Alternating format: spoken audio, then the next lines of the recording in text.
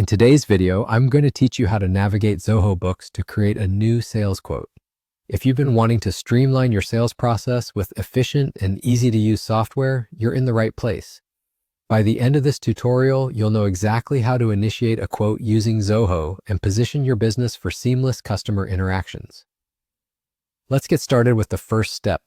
Begin by heading over to the Zoho Books application.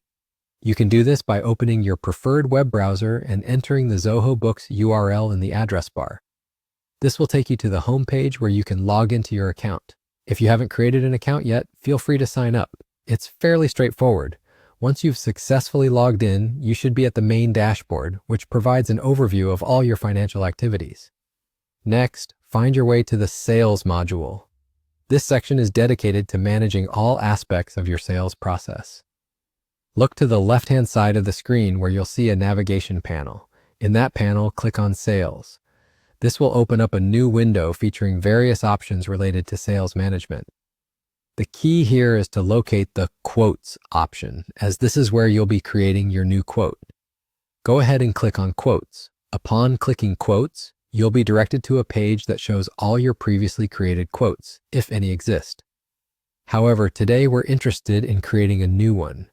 So what you want to do here is search for the button or link labeled Create New Quote. This should be prominently displayed, often towards the top of the page. Click on this button and you will be taken to a form or template where you can start building your quote. At this point, you'll usually need to input essential details like the customer's information, the list of products or services you're quoting, quantity, prices, and any additional notes or terms.